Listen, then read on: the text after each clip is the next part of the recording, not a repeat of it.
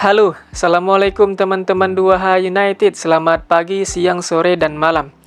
Kemenangan penting diraih oleh Manchester United ketika bertandang ke kandang Luton.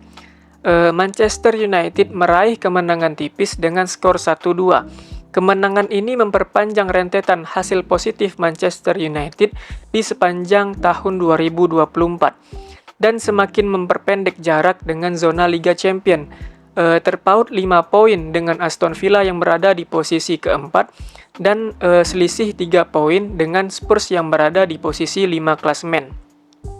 Dari line up, persis tidak ada perubahan yang diturunkan oleh Ten Hag di match ini. Luke Shaw yang di video sebelumnya sempat aku pikir akan diragukan tampil, tetap dimainkan oleh Ten Hag di laga ini. Walaupun akhirnya ditarik lagi sebelum babak pertama selesai dan digantikan oleh pemain yang sama, yaitu Victor Lindelof. Di 10 menit awal babak pertama, United bermain bagus.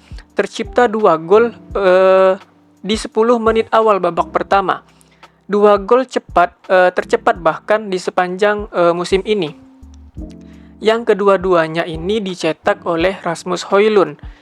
Di gol pertama lahir dari kesalahan antisipasi bek Luton dan ini juga tercipta dari kecerdasannya Rasmus Højlund.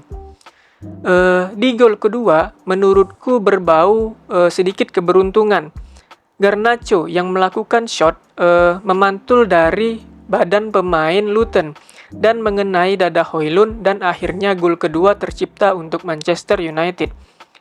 Aku pikir setelah gol kedua terjadi, Manchester United bisa mengendalikan permainan. Malah sebaliknya, Luton bermain agresif. Luton menekan Manchester United di sepanjang babak pertama.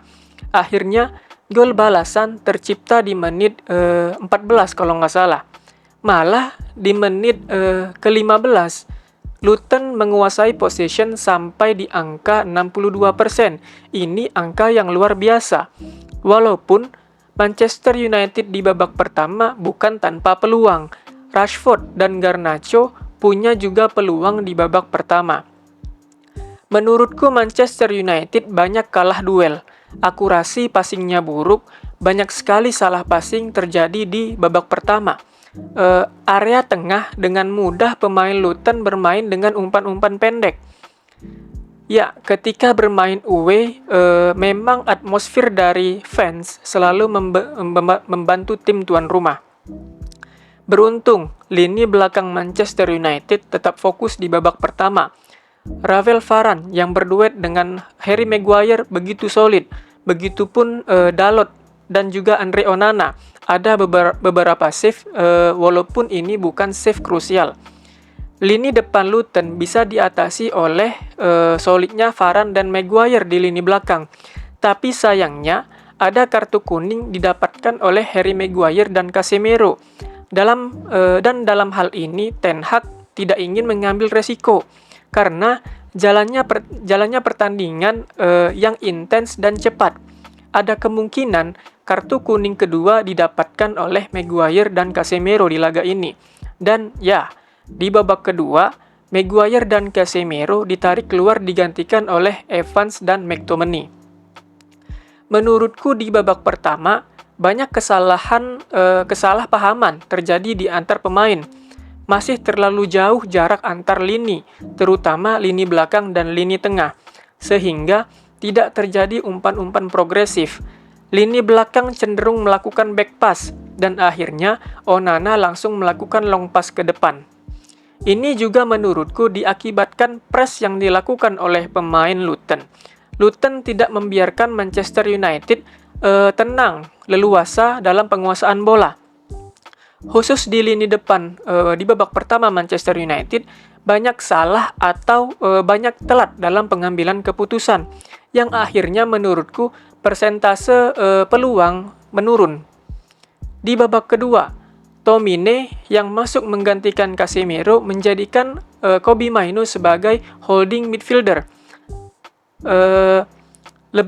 Mainoo lebih ditarik ke belakang untuk menjadi penyambung di lini tengah. Di babak kedua, Manchester United bermain sedikit lebih baik. Bahkan di menit 48 ada peluang dari Dalot yang melakukan overlap. Sayang, kontrolnya masih kurang sempurna. Ada juga peluang dari Marcus Rashford dari skema counter attack. Bahkan ada peluang Rasmus Højlund mencetak hat-trick di laga ini sebelum dia ditarik keluar digantikan oleh Amrabat di menit ke-85. Peluang juga ada dari Bruno, free kick yang sudah on target bisa diamankan oleh kiper Luton. Juga Bruno dan Garnacho punya kesempatan besar menurutku, kesempatan yang 1v1 malah sudah melewati kiper. Sayangnya malah ini tidak terjadi gol. Seandainya finishing Manchester United bisa lebih baik, menurutku ini akan mengubah jalannya pertandingan.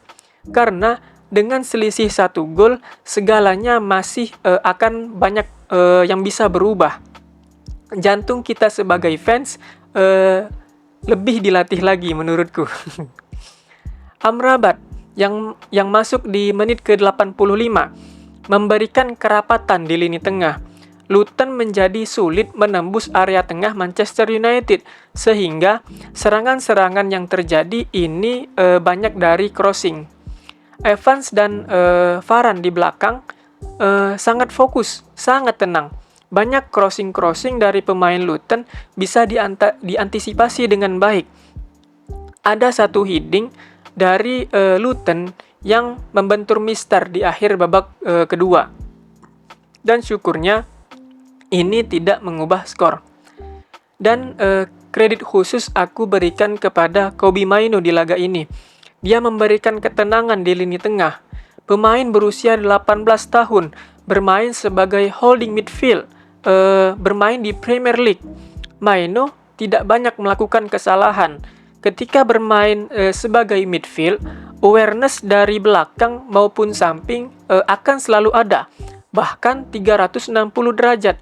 Seorang pemain tengah harus tahu apa yang akan dilakukan selanjutnya. Berbeda dengan bermain di pinggir. Ada garis tepi yang seorang pemain sudah tahu tidak akan ada pemain yang berada di belakang garis tepi.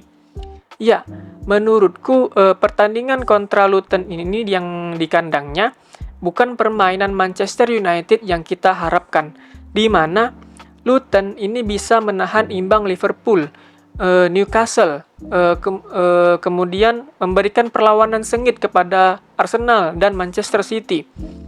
Tapi ya, menang tetaplah kemenangan. 3 poin bisa didapatkan oleh Manchester United. 4 besar semakin dekat.